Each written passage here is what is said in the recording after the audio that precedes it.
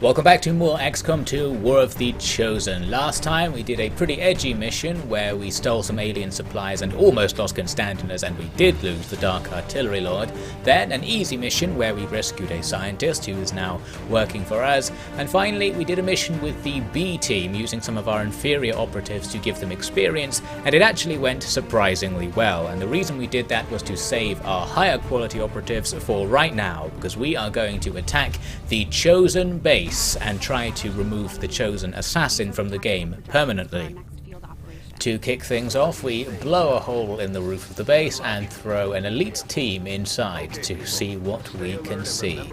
So this room we start in has one door leading out of it, so I started moving towards that door, and curiously some aliens on the other side detected me immediately and started fighting us, and Kajiro can supposedly see them, starts shooting at the wall and doesn't do anything there. So not sure what's happening here, but we appear to have aggroed some enemies from the next room, which I thought wasn't possible. It seems that XCOM 2's usually quite bad line of sight mechanics have just reached a new low, and you can see here Crotch has line of sight on this enemy through a massive steel wall. So just don't know how this has ended up happening. I think the game has decided to consider the wall on that side of the room as not being there for line of sight purposes, while it is still an impassable barrier that stops us walking through it. The result is that we're now in a gunfight with a group of enemies who we can't see, and they can't see us, but we're still firing at each other all the same.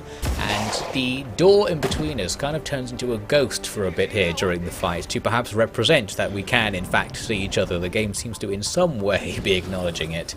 The enemy are debuffed by tactical analysis. This is a debuff applied to all enemies who discover you for one turn.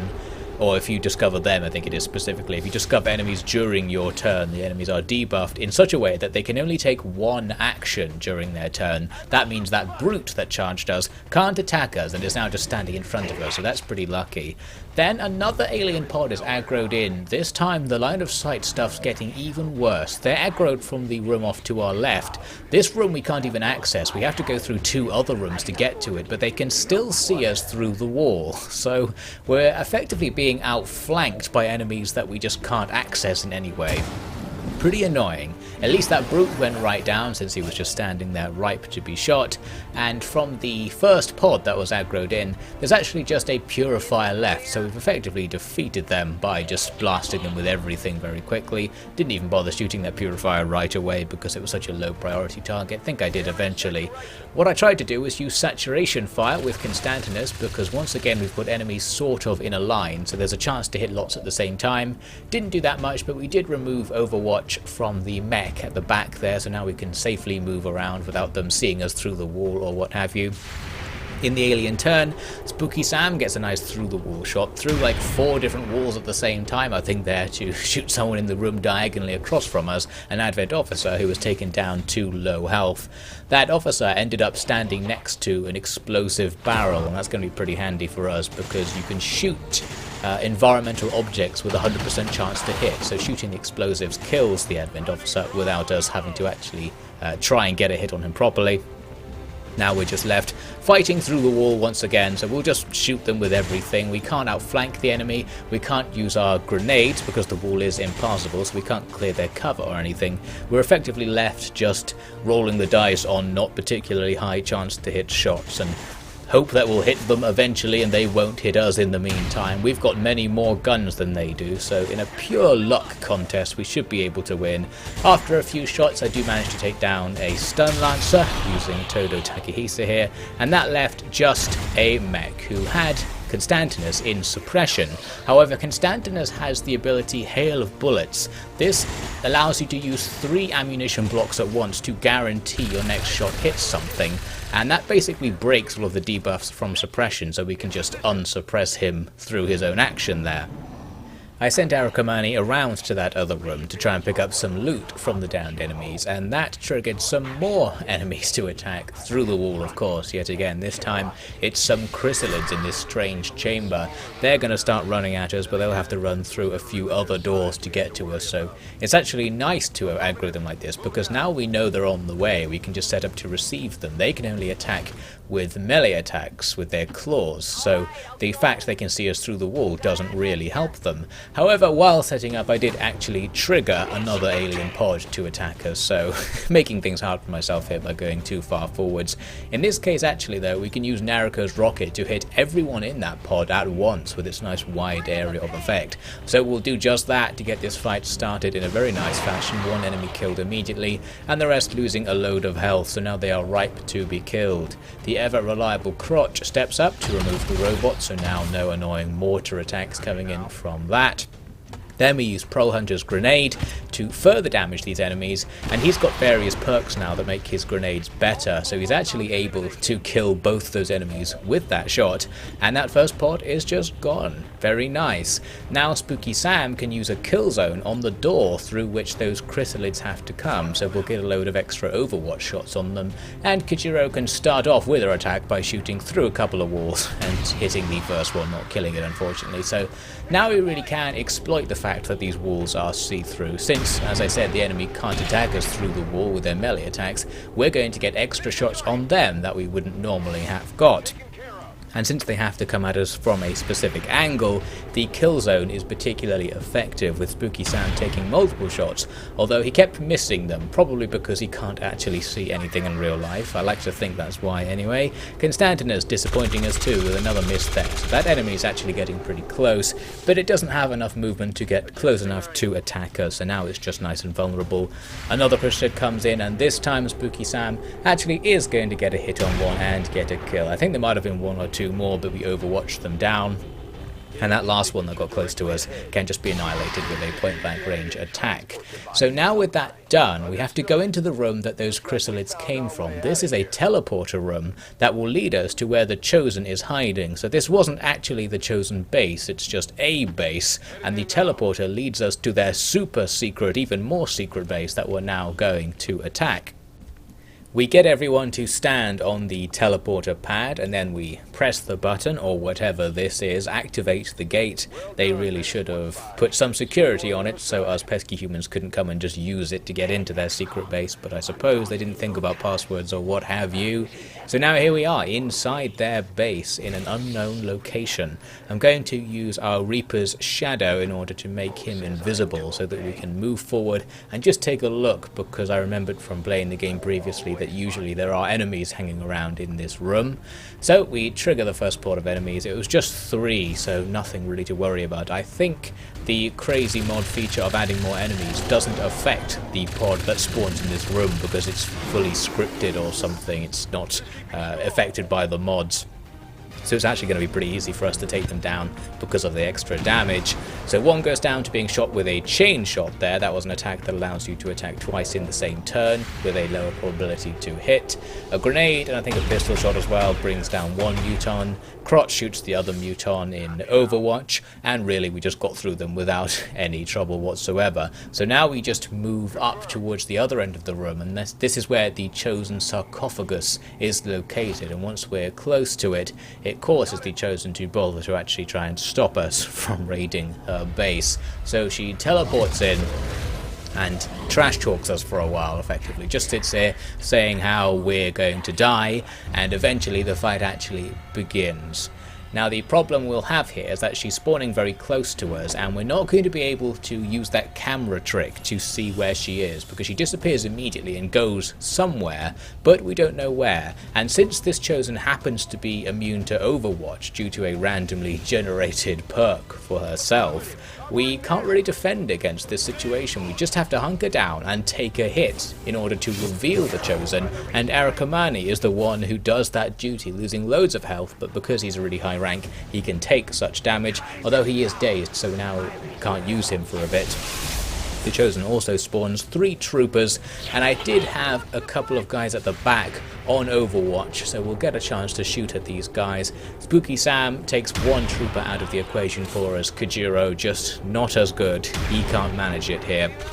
We also had Constantinus and Prole Hunter, I believe, on Overwatch, but both of them were unable to deliver results. So now we have to deal with 2 troopers and the Chosen, and hopefully try and get Arakamani up as well, although killing the Chosen does undaze him automatically.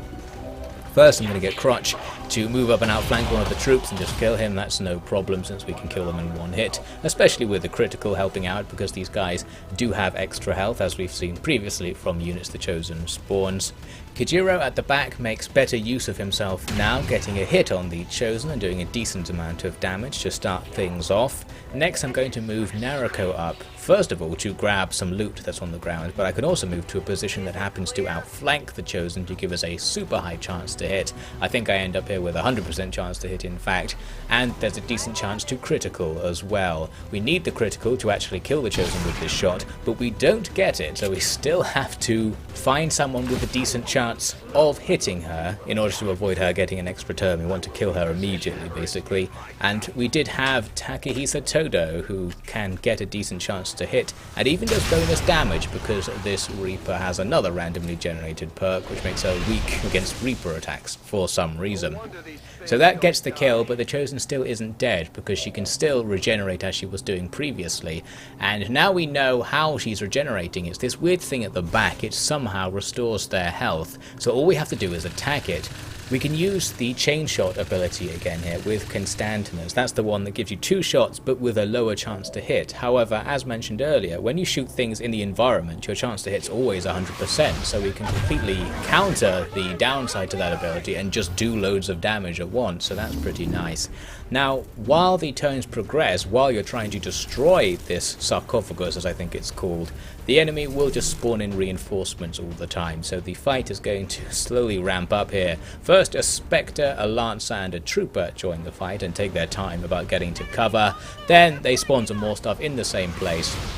And all of these enemies are now in the back corner of the room, behind us effectively, so that's pretty annoying. My snipers back here are now in a bit of trouble, especially with that Berserker right in front of them that could easily get into melee range. Still, they don't get to take actions because they are reinforcements, so we'll have the chance to react to this first. I move Narako up, trying to outflank the Spectre over there. I want to take the Spectre down because they're particularly dangerous with their Shadowbind ability since it takes one of your fighters out of the battle. I was looking for a critical there, but actually got a dodge grazed thing where it does half damage instead of more damage, so that was bad. However, Kajiro can use his Team Bond ability to give Narako another turn by effectively shouting words of encouragement or something, so she tries again and this time does get the critical. That's what we like to see. And because of one of the perks that she has, she can take an extra action if she kills someone with a shot. So I'm going to use that to run away and get out of the danger zone. So overall, a nice little surgical strike there. Now meanwhile, on the other side of the map, Prole Hunter uses his chain shot to destroy the sarcophagus before the Chosen finishes regenerating. That still doesn't kill her, she can still come back, but she'll come back with less health, so that's going to help us out. Constantinus downs the Berserker with, I think, a bit of help from Spooky Sam, who reduced its health with a pistol shot first, not that it really matters. And then it was time for the enemy turn, and indeed the Chosen is back. Prole Hunter actually has a fear of the Chosen, which is one of these many fears your soldiers can gain as a result of things happening to them in battle. But he doesn't panic, so nothing happens because of that. And then we saw the little red decal on the floor actually showed us where the Chosen went when she disappeared, so we now know exactly where she is. That's pretty cheeky. Doesn't usually happen like that, but in this case we're going to take advantage of it and shoot a grenade to where we saw it go. And indeed the game was already showing me the Chosen's health bar, so she wasn't even properly hidden for some reason. Maybe it's meant to be like that because she's in a weakened state or something she can't fully hide. Anyway, so Narako does the business of dealing with the Chosen, which doesn't take long since she only had low health.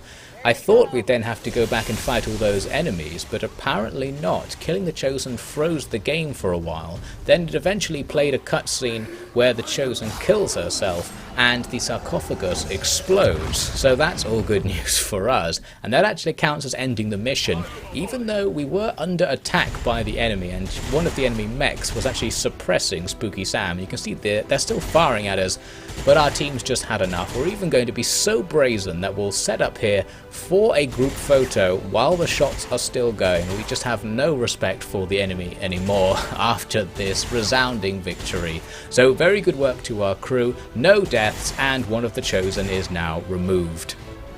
Now there's a little cutscene where we see one of the elders, the alien master race, shouting at the Chosen for being so useless. And I suppose they're right to do so, although they have put the Chosen in direct competition with each other, since whoever captures the commander gets to rule Earth or something, so they should expect the other Chosen to just not help each other. Anyway, then there's another cutscene because we finished researching the Black Site file. Our crew were horrified to learn that the aliens have been abducting humans, which was a bit of a weird plot reveal because we already knew that. But more importantly, we discover that the Black Site was creating human genetic information. It was using the people they abducted to find some sort of genetic sequence and sending the information they gathered to this other Black Site, which we now need to attack to really discover what's actually going on here. So we'll just have to unlock that area and then go do that later on.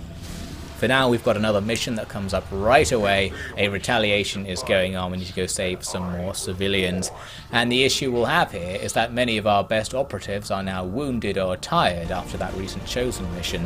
So we're having to do this very difficult difficulty-rated mission, the hardest one we've seen so far, with many B team members, which is a bit of a shame. We're even sending out the Templar that I gained on a very experimental basis just to see how he does.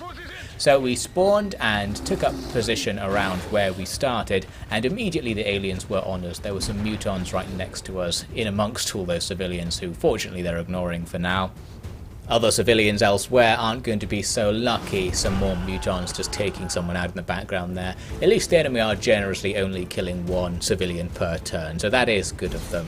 Now WotC gets up on top of this RV, exposing himself. He's got no cover here, but it does allow him to see a couple of enemies and get an accuracy bonus. I used face-off there, an ability that allows me to fire my pistol at all the enemies I could see, just 2 there, but a good way to start spreading damage around multiple enemies.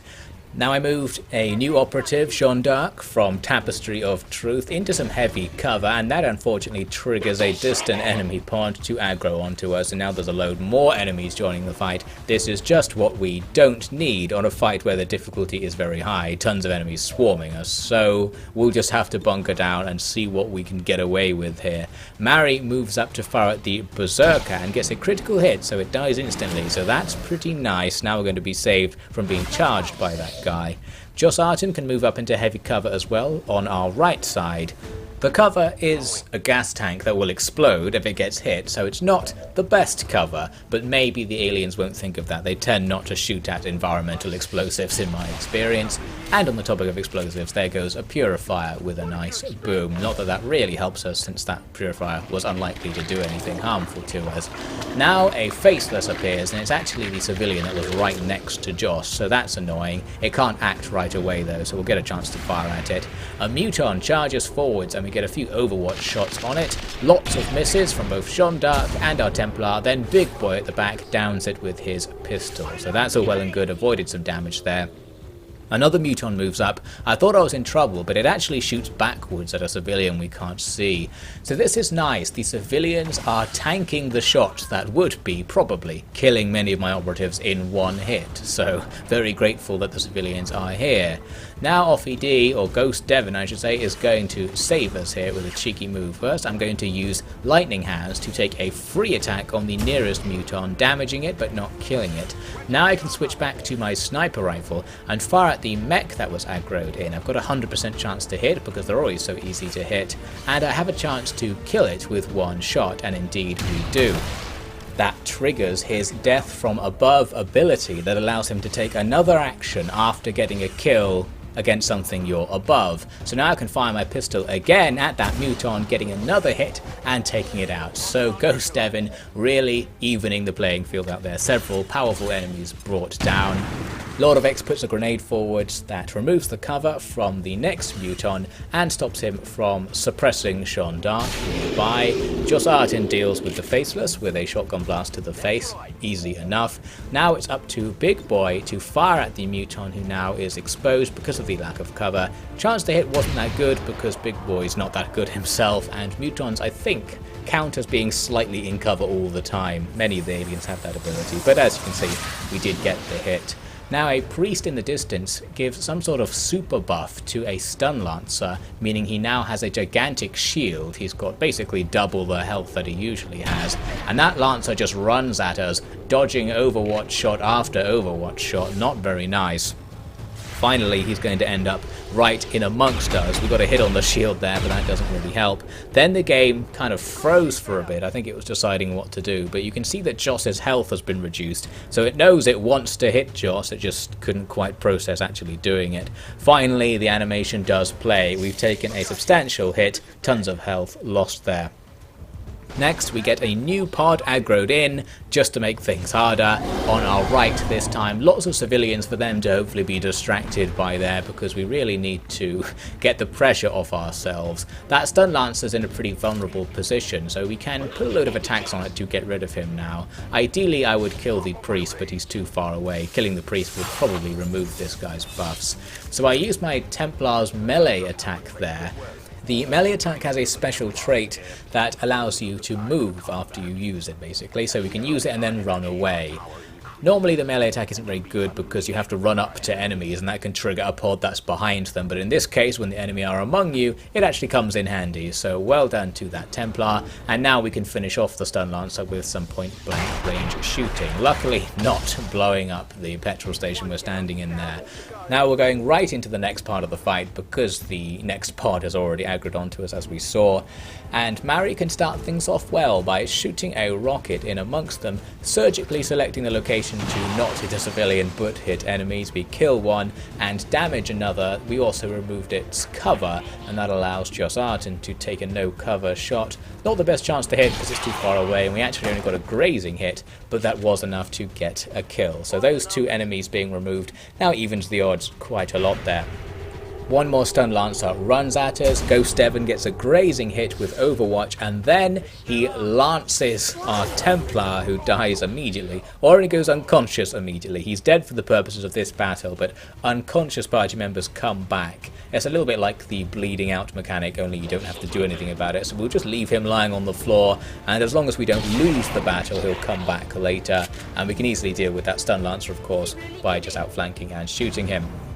Now that priest is up to no good again. He had made Mary miss a turn using a stasis. Now he's using his buff again on another stun lancer ready to charge in.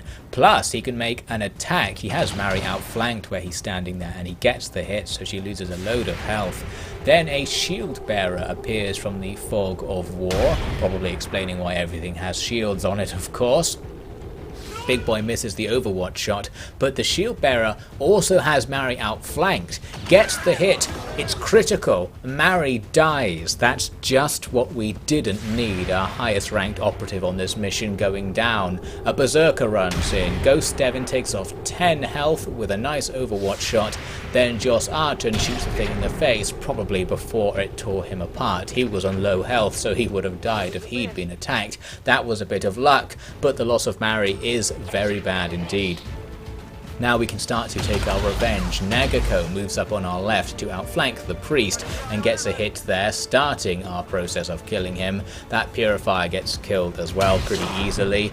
Big Boy takes down the shield bearer with a critical hit, getting some revenge there, but still not really resolving the problem long term. Now we need to chase after that priest. He started running away off to our left somewhere, and I sent Nagako to pursue, and we ended up with this nice flanking shot that finished him off. So now all the enemies around us have finally been defeated. There's still one more pod, as you can see, because they're still attacking civilians. We can finally move out of the area we spawned in and go after them. So I move a few guys forwards to aggro these enemies onto us. There was only 3 of them, so not so much of a challenge left now. The robot gets taken out of the picture immediately by an Overwatch shot from Joss Arton. Then it was just 2 troopers, and interestingly they were standing next to an explosive barrel, so we get a lot of X to attack the barrel, and that damages both of the enemies, taking them down to near death. Now we just have to hit them with anything. Curiously, as I was moving Jeanne d'Arc up to try and get line of sight, the enemies suddenly started moving. It was as if they were aggroed in the middle of my turn, despite me already attacking them and them already seeing me. Not quite sure what happened there, and Big Boy missed an Overwatch as they started moving, but doesn't really matter. Now, GhostDevin from up on the roof of this building can see both of them. He annihilates the first with a quick sniper shot, And then we just waited a turn. The enemy didn't really do anything, so I just took another shot with Ghost Devin, since we might as well, and down goes that guy. There was still one more enemy to deal with because there was another faceless off in the corner somewhere. It started running at us. Lordovix gets the overwatch and gets a hit. Joss Arton as well, and that double team brings it down and brings the mission to an end. So we were successful on the very difficult tier mission, which I thought might be a bit more difficult than this, but the loss of Mari is really annoying. Losing high level combatants can make the game unwinnable, but hopefully that won't be too much for us to bear. We shall carry on, and we get a really cool poster as a result of that win, so that's something. Anyway, I hope you'll join me to see what sort of shenanigans we get up to in the next part.